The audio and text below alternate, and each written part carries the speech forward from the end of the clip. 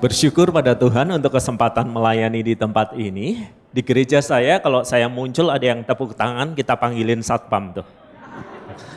Saudara-saudara, mari kita berdoa. Tuhan, kami bersuka cita untuk hari ini. Kami akan membaca, merenungkan firman-Mu, menemukan diri kami di dalam firman, di dalam kebenaran Injil bagi hidup kami.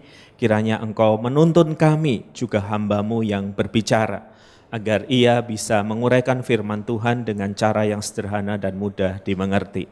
Berbicaralah kepada kami, bukalah hati dan pikiran kami ya Roh Kudus, agar firman ini bukan saja kami setujui, tetapi firman ini mengubahkan kehidupan kami. Kami naikkan doa kami di dalam nama Tuhan kami Yesus Kristus.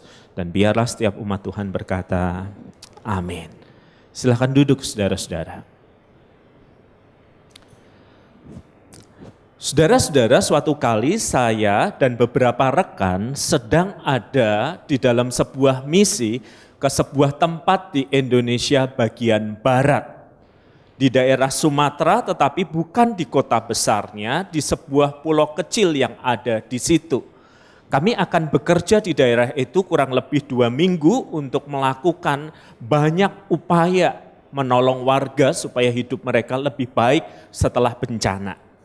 Nah, kami yang berangkat ini, kami tentu sudah dipersiapkan saudara-saudara. Apa saja yang harus kami bawa dan bahkan detail dicantumkan. Tolong pakai tas ransel, bukan kayak koper yang kita dorong kayak di bandara. Nah, tepat pada hari hanya kami berkumpul di Jakarta. Saya ketemu dengan teman-teman yang udah bawa tas seperti tentara itu, tas-tas ransel yang kemudian kami taruh saudara-saudara sembari kami mempersiapkan beberapa hal.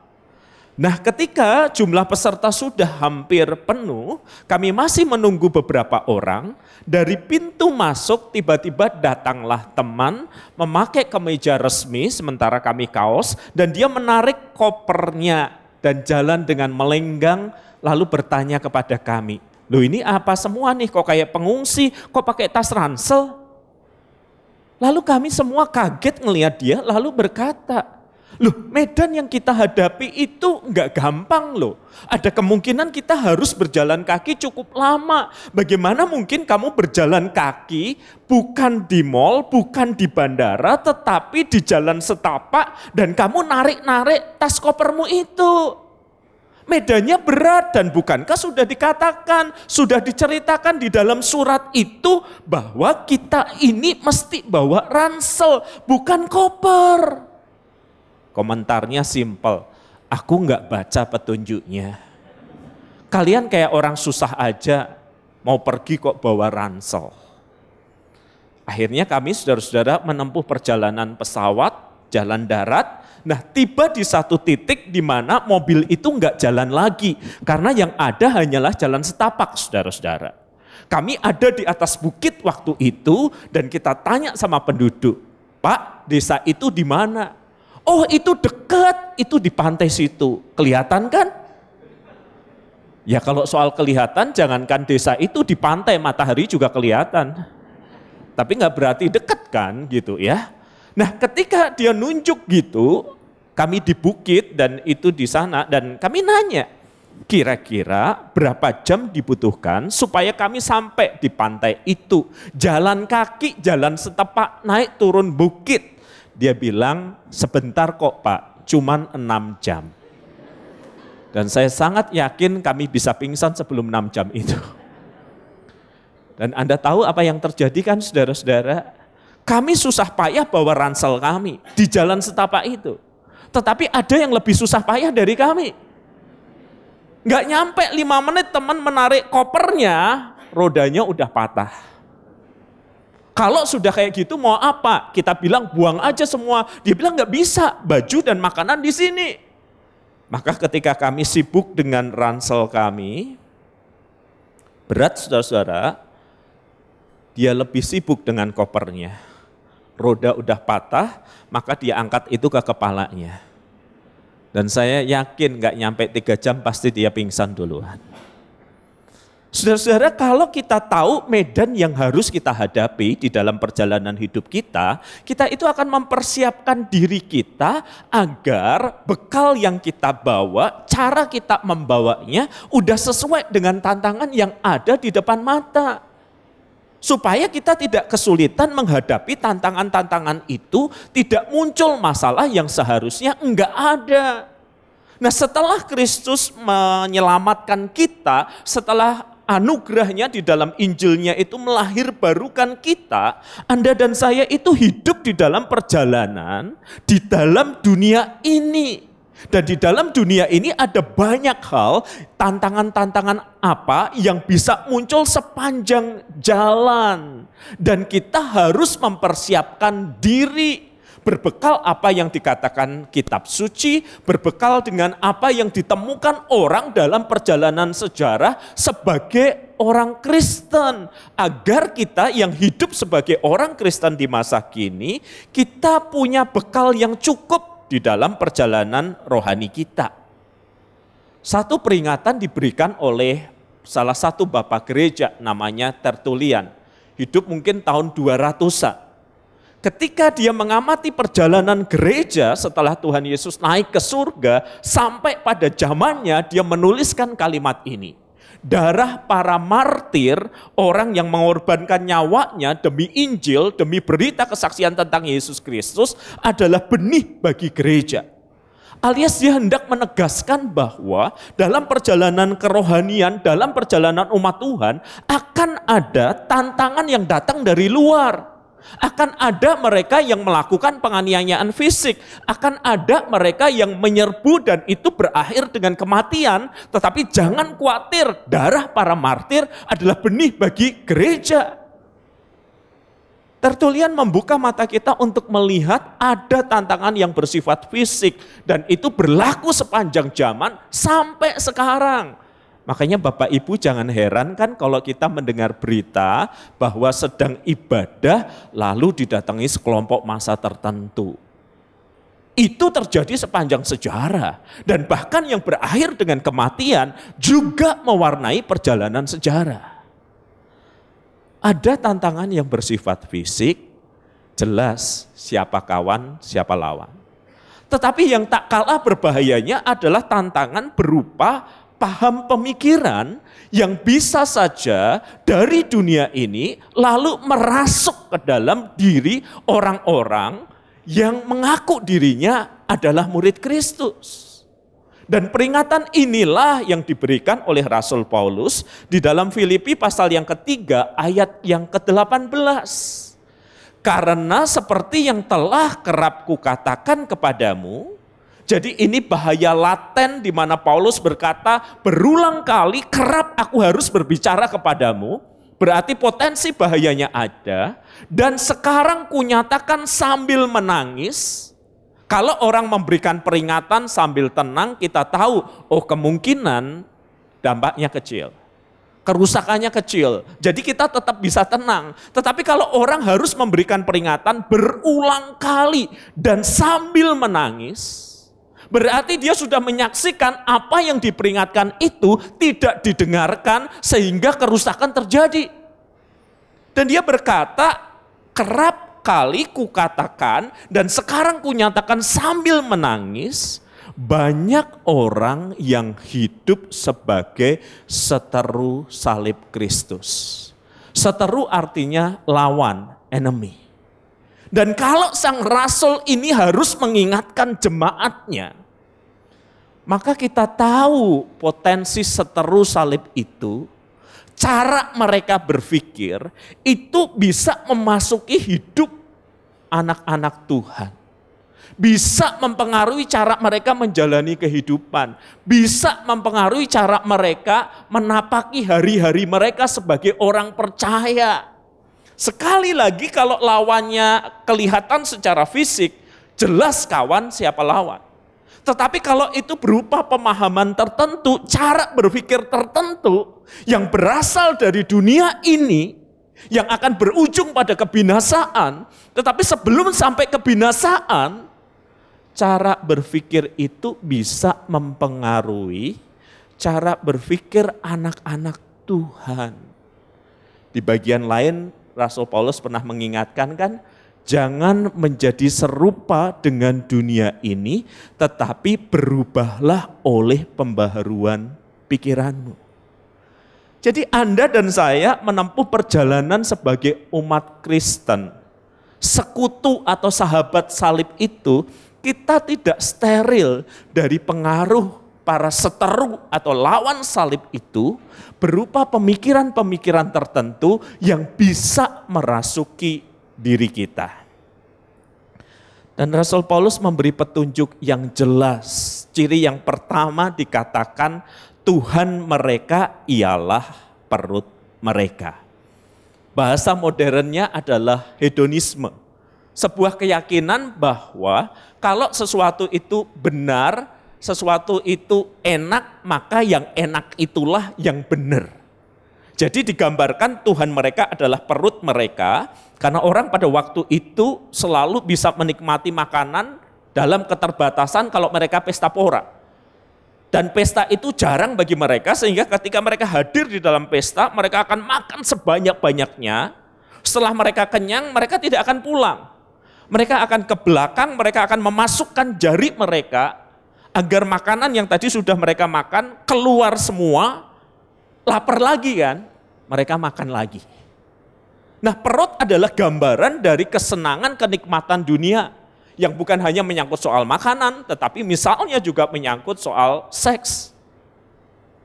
Soal kenikmatan-kenikmatan hidup yang lain. Dan kenikmatan-kenikmatan hidup inilah yang menjadi Tuhan, yang menjadi penguasa atas hidup mereka.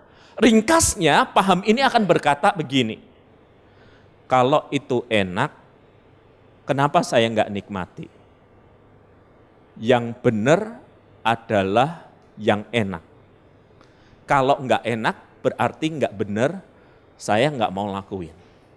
Tetapi paham ini juga pada titik yang lanjut, versi modernnya akan berkata begini, Pak WP, saya orang dewasa, pacar saya orang dewasa. Kalau kami sama-sama setuju untuk berhubungan sebelum pernikahan, salahnya di mana? Dan bisa jadi orang yang mengatakan itu atau mempraktekkan itu adalah orang yang menamakan diri mereka Kristen gitu loh. Orang-orang yang barangkali terlihat di dalam ibadah, terlihat di dalam aktivitas rohani yang lain, tetapi kalau sudah urusan soal seksualitas, sebenarnya yang ada di dalam pemikiran mereka bukan lagi salib, pengendalian dan penguasaan diri, tetapi prinsip hedonisme ini. Enak kok Pak, saya setuju, dia setuju, Bapak keberatannya di mana? Salah kami apa? Orang-orang yang dipengaruhi dengan hedonisme, dia akan berprinsip yang penting enak, saya puas, situ keberatannya apa? Hanya mungkin bedanya kalau orang yang melakukan ini dan mengklaim dirinya jadi Kristen akan berkata kepada saya gini, tapi habis kami melakukannya, kami pengakuan dosa bersama-sama kok Pak WB. Tapi minggu depan diulangi lagi, ya kalau sempat. Orang bisa loh saudara-saudara melabeli dirinya Kristen loh. Menunjukkan aktivitas dirinya di publik Kristen loh. Tapi bagaimana dia menghayati misalnya masa pacarannya, masa pernikahannya, apa yang terjadi di apartemen, apa yang terjadi di kamar. Di situ Kristus bertahta atau hedonisme yang berkuasa. Dan barangkali Anda akan berkata, toh semua orang udah ngelakuin itu. Enak aja ngomong semua, enggak semua seperti Anda kali. Jadi kita sadar saudara-saudara bahwa cara berpikir ini bisa juga merasuki siapa saja, termasuk yang menamakan dirinya Kristen, termasuk yang aktif di dalam berbagai macam hal yang berbau spiritual. Ketika Kristus dan salibnya enggak ada di hati, jangan-jangan kita udah tertawan dengan hedonisme ini. Yang kedua adalah antinomian. Anda sering mendengar kata ini. Anti artinya melawan, nomos itu hukum. Dan seringkali kita berpikir, oh orang ini nggak kenal aturan Pak, semua aturan ditabrakin aja. Sebenarnya bukan mereka nggak kenal aturan, aturannya ya diri mereka. Pokoknya saya akan menentukan salah dan benar, ya saya akan lakukan menurut kerelaan saya. Saya nggak peduli kepada orang lain, saya nggak peduli dikatakan masyarakat, saya nggak peduli yang dikatakan oleh Injil, yang penting yang saya mau itu yang saya lakukan, situ mau apa? Dan diberi gambaran yang jelas, kemuliaan mereka ialah aib atau dosa mereka. Kita ini ada di dalam budaya yang berubah ya saudara-saudara ya. Dulu ketika orang melakukan yang tidak baik, yang berdosa, sembunyi-sembunyi. Tetapi sekarang orang nggak lagi sembunyi-sembunyi itu. Kadangkala lewat media sosial, yang salah lebih galak dari yang benar. Contoh, suatu kali di timeline saya muncul potret seorang perempuan memeluk laki-laki, mesra. Lalu yang punya akun nulis gini, ini suamimu, dia ngetek nama perempuan lain. Tapi di pelukanku, kamu mau apa? Loh, hal kayak gitu kan semestinya hal yang memalukan ya. Biasanya sembunyi-sembunyi, jangan sampai diketahui. Tetapi orang zaman now itu bisa beda. Ini suamimu kan, di tag nama perempuan, tapi ada di pelukanku. Kamu mau apa? Jadi hal yang memalukan itu malah sekarang dinampakkan. Dalam bahasa teks kita itu kemuliaan mereka, itu kebanggaan mereka. Saya bingung mau saya tekan tombol like atau apa ya. Tetapi saya juga kepo nih, perempuan yang jadi istrinya resmi ini, kira-kira akan komentar apa gitu loh. Enggak berapa lama muncul jawaban istrinya resmi. Pendek, singkat, to the point. Jupuen. Terjemahan di sini.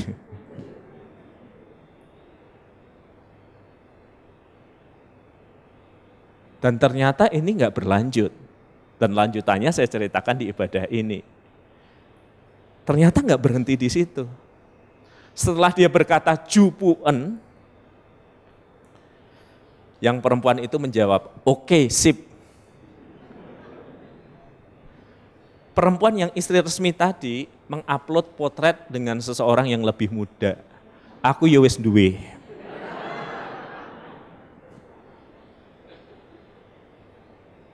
Bagaimana sih sesuatu yang memalukan, sesuatu yang berdosa, diperlihatkan sebagai sebuah kebanggaan? Spirit apa di baliknya? Spirit antinomian kan. Saya nggak peduli aturan, saya nggak peduli apa yang dikatakan orang, saya nggak peduli apa yang dikatakan Tuhan. Yang penting saya mau yang saya mau. Termasuk dosa yang dulu harus dirahasiakan, disembunyikan, kini dibuka begitu rupa, dipamerkan sebagai sebuah kebanggaan. Termasuk kesalahan dan kejahatan lain kan.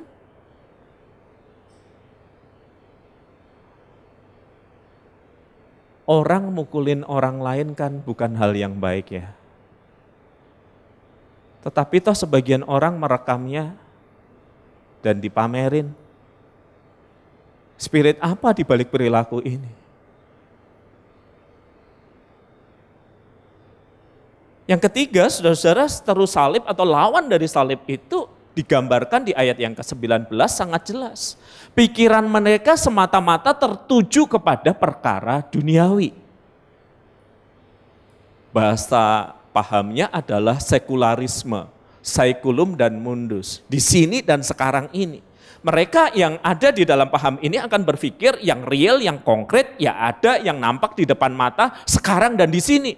Dan Rasul Paulus pernah mengalami kehilangan yang besar ketika salah satu rekan pelayanannya namanya Demas. Demas telah meninggalkan pelayanan dan mengikuti dunia ini. Dunia yang sekarang ada dan di sini ini. Mereka yang dikuasai paham ini akan mengatakan bahwa salah satunya, aku nggak percaya kepada sesuatu yang nggak kelihatan, aku nggak percaya pada kuasa yang adikodrati, aku nggak percaya pada kehidupan yang nanti, yang penting sekarang dan di sini. Dan kadang-kadang saya ketemu anak-anak muda yang kayak begini cara berpikirnya. Di perjalanan kereta duduk nih, dan dia kayaknya ngerasa pernah kenal saya, lalu dia bilang gini, pendeta ya? Betul. Pak WP ya? Katanya teman saya pernah dengerin Bapak. Iya. Awalnya sopan, lalu dia berkata begini ketika kereta jalan ya. Pak, kata teman saya kan ya sebenarnya Bapak juga lumayan pintar kan. Kenapa Bapak percaya sih pada hal-hal yang goib yang gak kelihatan? Jadi pendeta lagi. Lalu salahnya di mana? Saya tanya. Terus dia menjawab, kalau saya Pak, orang zaman now kekinian. Bagi saya yang gak kelihatan itu ya gak ada Pak. Ngapain yang gak kelihatan dipercayai kehidupan yang akan datang, hidup setelah mati. Itu mistik banget sih Pak. Orang itu hidup di sini dan sekarang ini aja udah. Gak usah mikir yang adikodrati, yang ilahi, gak usah. Yang gak kelihatan itu Pak, gak ada. Saya heran orang kata ya Bapak yang katanya lumayan pintar, kok masih percaya pada yang mistik kayak gitu. Untung kereta udah jalan loh. Kalau kereta belum jalan kan ceritanya bisa beda ya. Terus saya bilang sama dia, jadi kamu percaya apa di dalam hidup ini? Ya pokoknya prinsip saya simpel Pak, yang gak kelihatan itu gak ada. Jangan mengada-ada. Hidup aja menurut apa yang kita yakin baik dan benar. Gak usah diatur oleh Tuhan dan yang gak ada itu. Saya bilang, pemikiranmu menarik ya? Oh iya Pak, kan saya kekinian. Seolah dengan mengatakan kekinian saya kekunoan ya. Terus kemudian saya bilang gini, dan saya heran ya pemikiran sebaik itu bisa datang dari kepala yang gak ada isinya. Maksud Bapak? Ya kan kamu bilang yang gak kelihatan gak ada. Saya gak bisa ngelihat otak kamu, mohon maaf. Ya. Dari mana kamu bisa pikir sebaik itu ya? Anda tahu kan yang saya maksud, saya nyindir dia. Lalu dia berkata, ya ada Pak, gitu loh. Tapi kan saya nggak lihat. Saudara-saudara, anak-anak muda, generasi-generasi tertentu, kadang itu men-challenge mereka dengan mengatakan, udahlah nggak usah berpikir tentang kehidupan yang akan datang, kehendak Tuhan dan aneka ragam. Nggak ada itu, entah mereka menamakan diri mereka agnostik, saya masih ragu Tuhan ada atau enggak, saya bertanya-tanya, atau mereka sudah mengklaim dirinya ateistik atau apapun juga. Tapi pola-pola pikir seperti ini kan, yang menghadang perjalanan hidup Anda dan saya. Kita tidak sedang dalam perjalanan tamasya di dalam dunia ini. Kita sedang ada di dalam sebuah peperangan rohani yang bukan hanya berarti kita berhadapan dengan yang kerasukan dan kuasa-kuasa iblis yang tak terlihat, tetapi pada pengaruh dunia ini. Anda bisa membayangkan ketika hedonisme itu menyergap orang yang mengaku dirinya Kristen. Anda bisa membayangkan ketika spirit antinomianisme itu menyergap orang yang selama ini mengklaim dirinya Kristen. Anda bisa menduga apa yang akan terjadi ketika spirit sekularisme ini hinggap di antara mereka yang selama ini mengatakan diri mereka Kristen. Label, orang boleh mengatakan apapun tentang dirinya. Tetapi konten atau isi itulah sebenarnya yang hakiki, bukan? Dan yang lebih berbahaya lagi adalah ketika labelnya Kristen, sekutu teman dari salib. Tetapi jangan-jangan konten pemikirannya seteru atau lawan dari salib itu.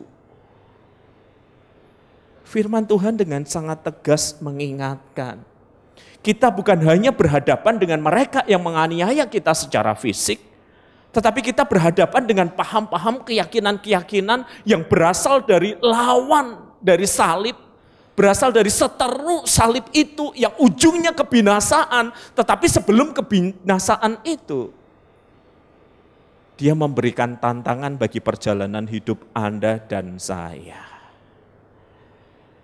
Lalu bagaimana kita harus hidup menjalani di hidup kita sebagai sekutu atau kawan dari salib itu? Yang pertama, terus mengingat identitas diri kita yang dibangun berdasarkan salib Kristus, berdasarkan kabar baik, berdasarkan Injil yang menyelamatkan kita itu.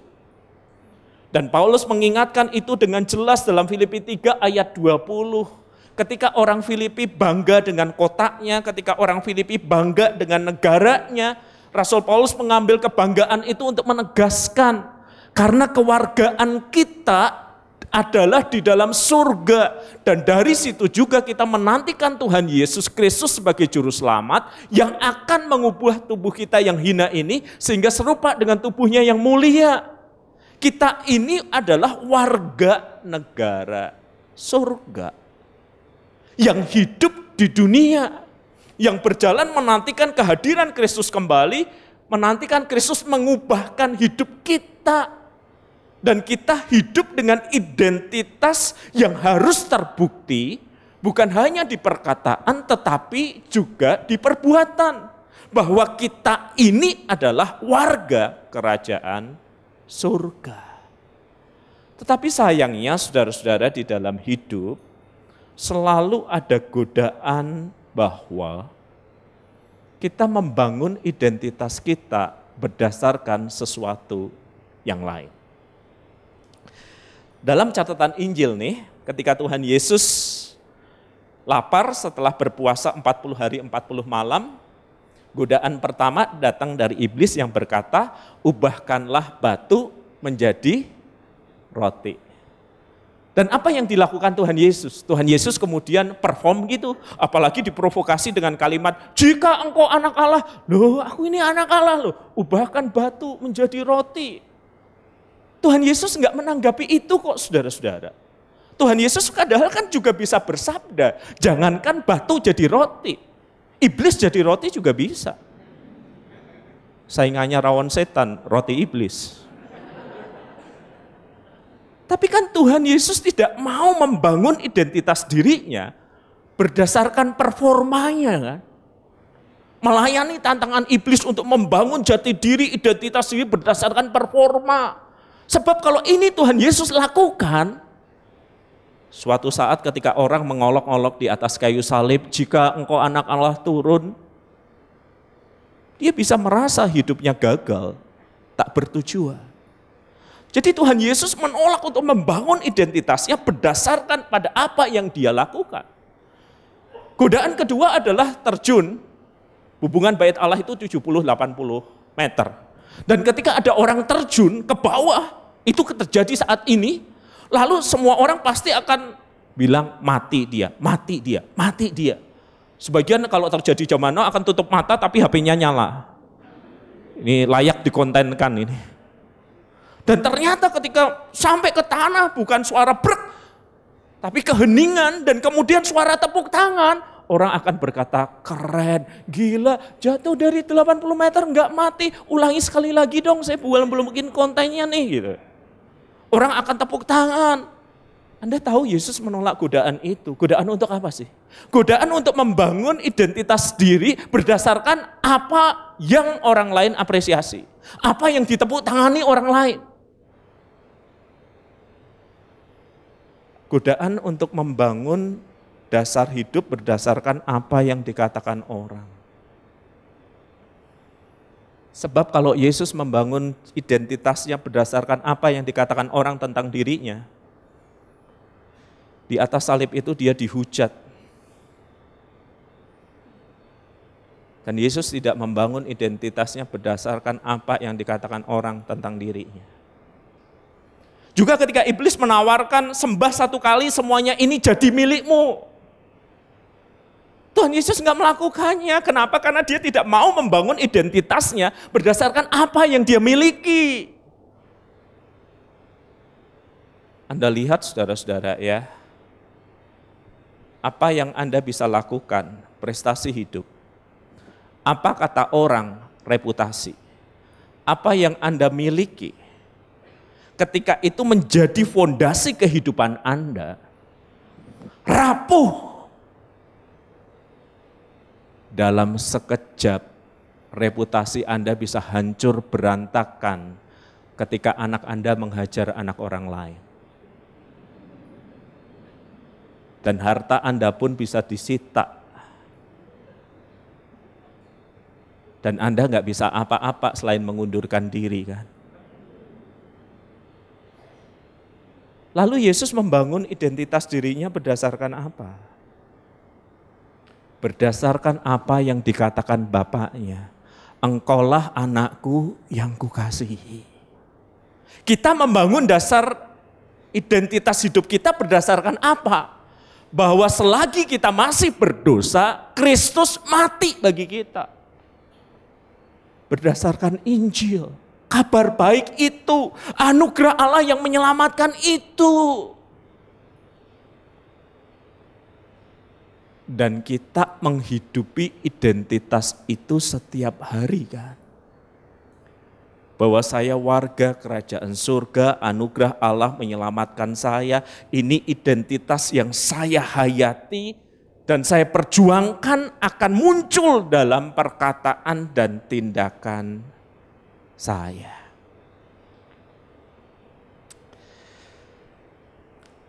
Saya besar dan lahir di Semarang.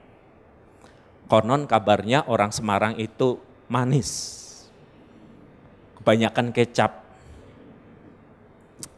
Nah ketika saya balik ke kampung halaman saya beberapa waktu yang lalu, saya kaget. Saya duduk bersama teman hamba Tuhan, tetapi penampilannya kayak rocker tahun 80-an itu loh. Rambutnya nggak karu-karuan, kemudian tatonya itu wis ngeri banget lah. Serem-serem lah tato itulah. Pokoknya kalau Anda duduk di satu tempat, dia ada langsung pegang dompet. Penampilannya kayak gitu. Walaupun sudah hamba Tuhan, tetap kayak gitu. Nah kami itu lagi duduk mau menikmati soto. Soto Semarang kan mangkoknya kecil ya. 2-3 sendok habis atau sekali juga bisa. Nah ketika kami sedang menunggu untuk dilayani, tiba-tiba ada om-om berdiri, pegang remason, obat gosok sama uang 100-an keping. Lalu bertanya, Bapak mau dipijit atau keroan? Dia tanya ke teman saya juga, mau pijit atau keroan? Oh saya baru tahu di Semarang selain makan soto juga ada bonus keroan atau pijit. Saya bilang enggak. Enggak, pagi itu siapa yang butuh keroan atau pijit? Kalau butuh keroan dan pijit ngapain ada di situ? Tapi itu rekan saya tuh yang wajahnya kayak gitu tuh, tiba-tiba bertanya ke Bapak ini. Sudah sarapan, dia menggeleng. Punya anak istri, dia mengangguk. Anak istri sudah makan, dia menggeleng. Bapak duduk sini ya. Dia pesenin untuk orang ini, untuk saya, dan kemudian kami makan. Setelah selesai makan, si bapak nawarin, siapa yang mau dipijat? Saya bilang enggak, teman saya juga bilang enggak, tapi beriang tunggu sebentar. Pelayan datang bawain bungkusan sama teman saya itu dikasihin. Untuk istri dan anak di rumah, kami nggak usah dipijit. Saya bayar dulu ya. Nah ketika teman saya bayar, tuh si bapak tuh ngeliat ke saya lalu berkata gini, Kristen ya? Oh saya bilang, betul Pak. Bapak orang Kristen juga? Enggak. Tapi saya dulu waktu SD sekolah di sekolah Kristen, saya pernah dengar cerita Tuhan Yesus bagi-bagi makanan. Terus dia bilang gini, teman Bapak ini kayak Yesus. Nah waktu dia bilang teman Bapak kayak Yesus, terus saya bilang di sebelah dalam hati, saya kayak siapa ya? Kalau teman saya kayak Yesus, saya jangan-jangan Farisi atau Saduki ya? Atau Herodian ya?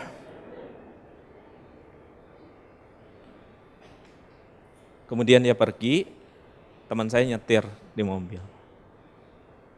Saya ngeliatin dia terus. Dia tahu saya ngeliatin, dia nengok. Jangan lama-lama bro, nanti jatuh cinta. Lalu saya ceritakan kisah tadi. Orang tadi bilang loh, kamu kayak Yesus. Dalam hati saya bilang, mungkin saya kayak Farisi atau Saduki atau Herodias. Tahu-tahu teman saya minggirin mobilnya, nangis. Wajah segahar itu, hati semelas itu. Nangis. Setelah dia tenang, saya bilang kenapa? Dia bilang, kamu tahu masa laluku begitu buruk. Ketika aku bertobat, hanya satu hal yang aku pengen orang katakan tentang hidupku. Apa bro? Yesus sungguh hidup di dalam hidupku yang hancur berantakan ini. Dan itu pujian tertinggi yang baru saja kamu katakan, yang aku pernah dengar dalam pelayananku. Kita nggak sempurna, tetapi kita warga kerajaan surga. Apakah orang di sekitar mampu mengenali lewat perkataan, lewat perbuatan kita, bahwa kita adalah sungguh-sungguh murid Kristus yang hidup dengan nilai yang berbeda? Dan ingatlah, murid-murid Kristus bukanlah warga dunia yang sedang dalam perjalanan ke surga, tetapi warga kerajaan surga dengan nilai-nilai surgawi mewarnai hidup yang sementara di dunia ini. Di tengah godaan secara fisik, di tengah godaan secara paham-paham tertentu, ingat terus fondasi hidup kita. Injil kasih karunia Allah yang menyelamatkan, yang mengubah kita dari orang berdosa menjadi warga kerajaan surga. Yang kedua, teruslah menjalani hidup bersama-sama dalam komunitas sekutu atau sahabat salib Kristus itu. Rasul Paulus menuliskannya demikian, saudara-saudara. Saudara-saudara, ikutilah teladanku dan perhatikanlah mereka, rekan kerjanya, yang hidup sama seperti kami menjadi teladanmu. Nah, ini prinsip penting dalam kehidupan bergereja.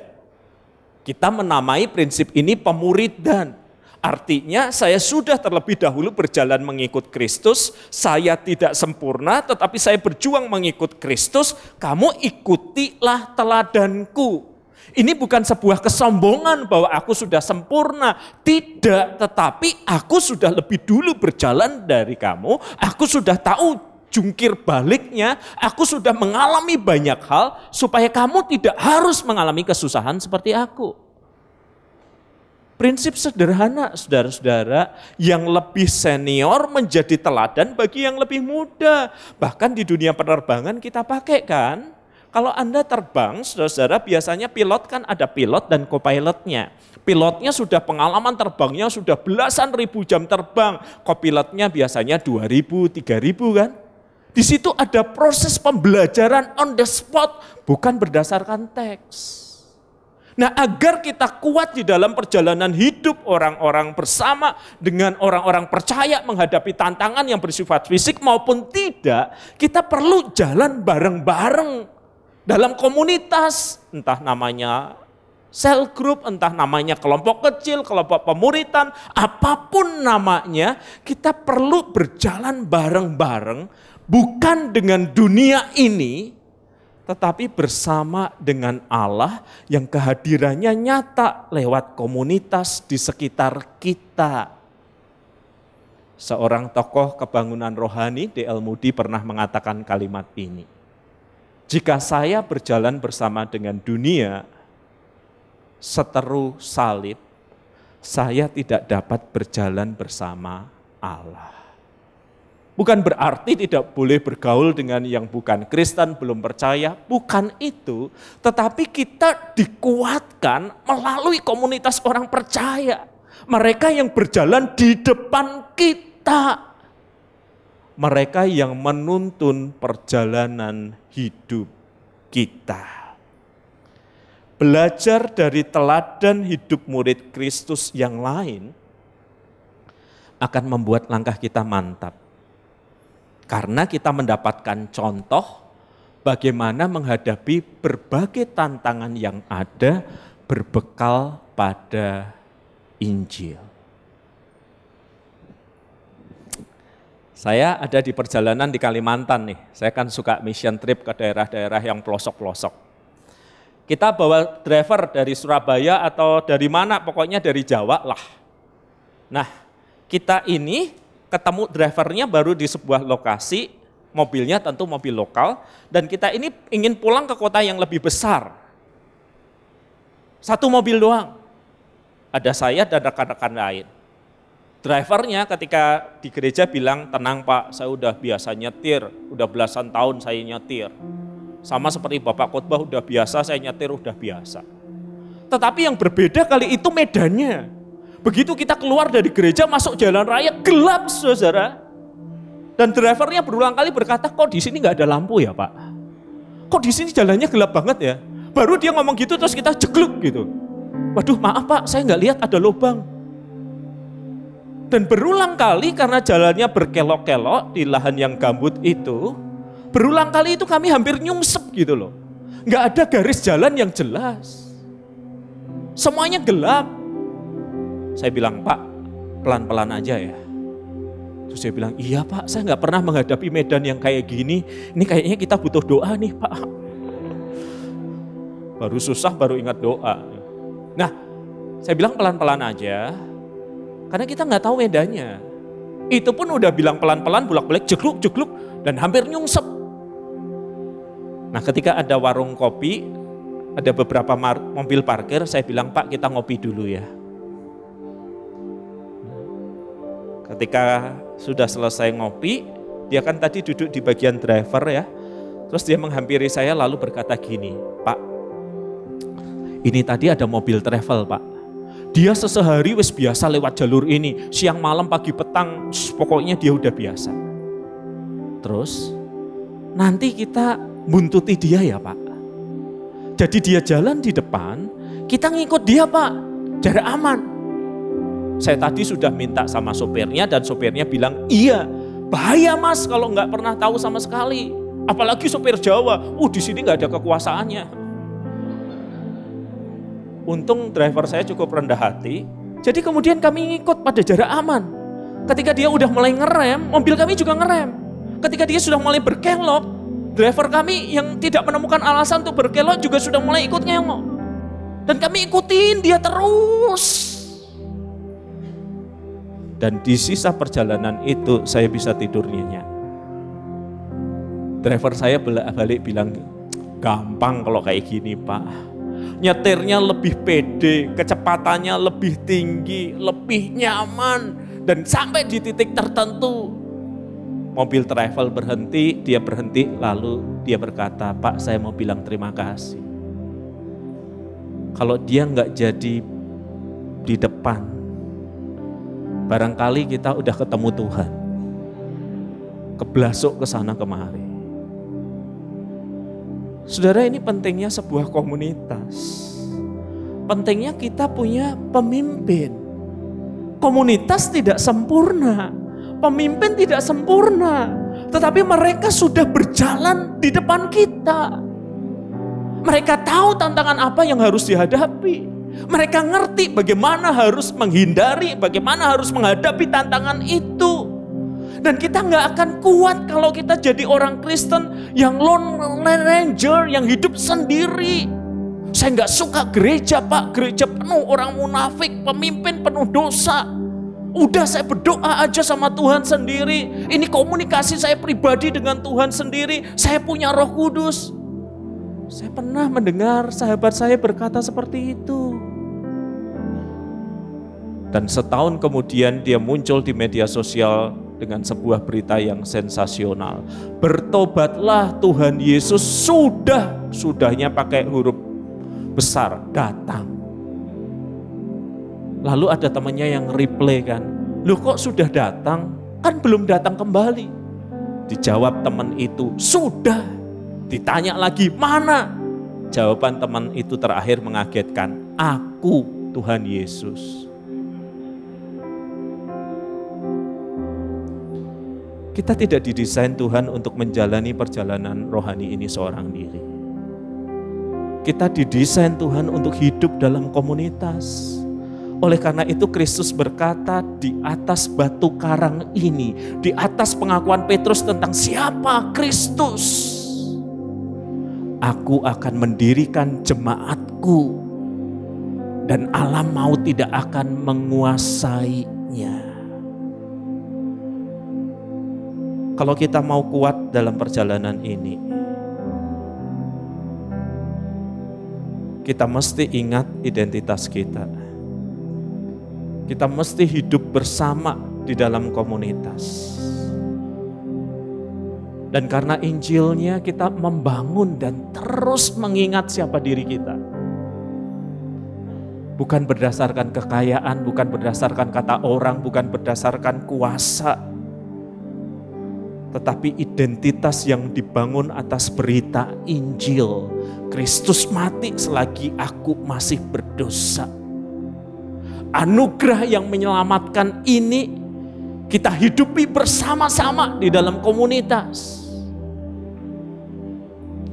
Agar kita mantap dan kuat menapaki hari-hari yang ada. Ketika tantangan datang dari seteru, baik penganiayaan fisik, baik berupa paham atau keyakinan tertentu, fondasi kita adalah identitas kita di dalam Kristus.